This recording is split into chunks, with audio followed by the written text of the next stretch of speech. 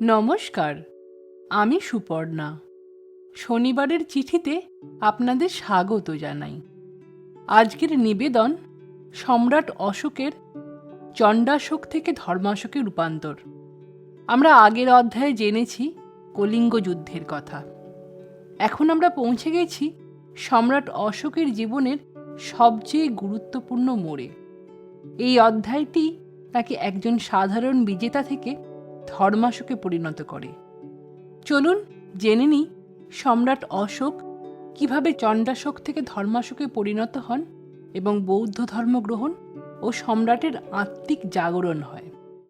কখনো কখনো একটি যুদ্ধ একজন মানুষকে বিজয়ী করে তোলে, আবার কখনো একটি যুদ্ধই একজন মানুষকে নিজের কাছেই পরাজিত করে। কলিঙ্গ যুদ্ধের পর সম্রাট অশোকের জীবনে ঠিক সেটাই ঘটেছিল। কলিঙ্গ যুদ্ধ শেষ হয়েছে, মৌর্য সেনাবাহিনী বিজয়ী, রাজ্যের পতাকা এখন বিজিত ভূখণ্ডে উড়ছে, কিন্তু সম্রাট অশোকের চোখে সেই বিজয়ের আনন্দ নেই। চারিদিকে শুধু মৃতদেহ। কোথাও একজন মা তার সন্তানকে খুঁজছেন, কোথাও একটি শিশু তার বাবার নিথর দেহ জড়িয়ে কাঁদছে।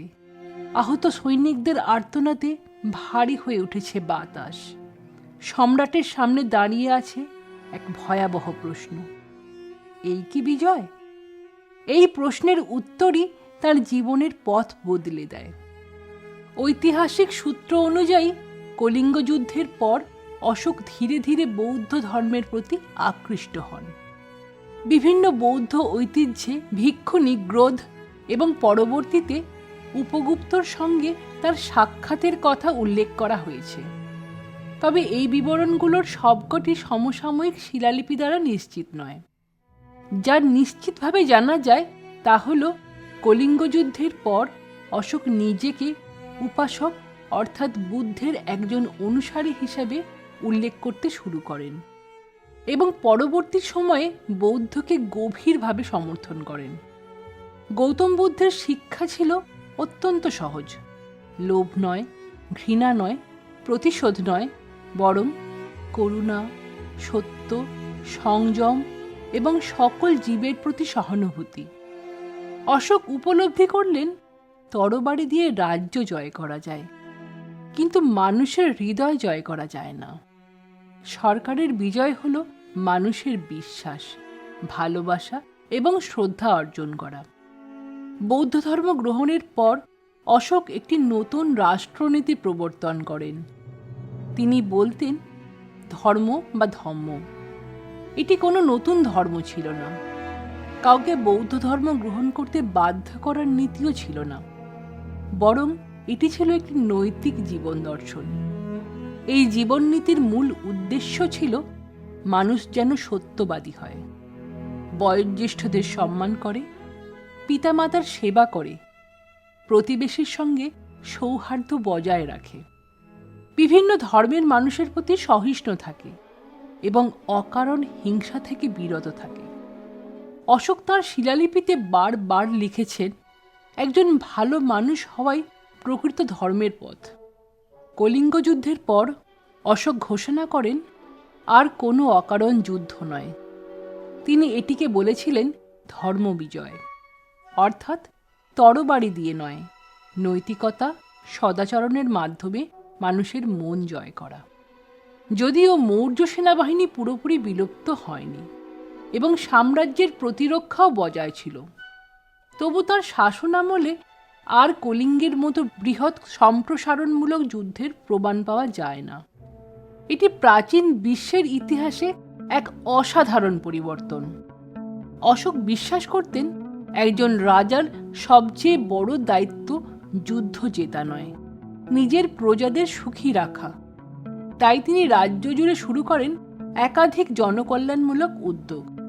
তিনি রাস্তার ধারে ছায়া দেওয়ার জন্য গাছ লাগানোর নির্দেশ দেন, দীর্ঘ পথের যাত্রীদের জন্য কূপ খনন করান, বিশ্রামাগার নির্মাণ করেন।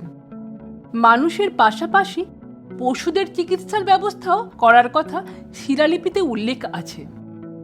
রাজ কর্মচারীদের নির্দেশ দেন শুধু আইন প্রয়োগ নয়, প্রজাদের সমস্যাও শুনতে হবে।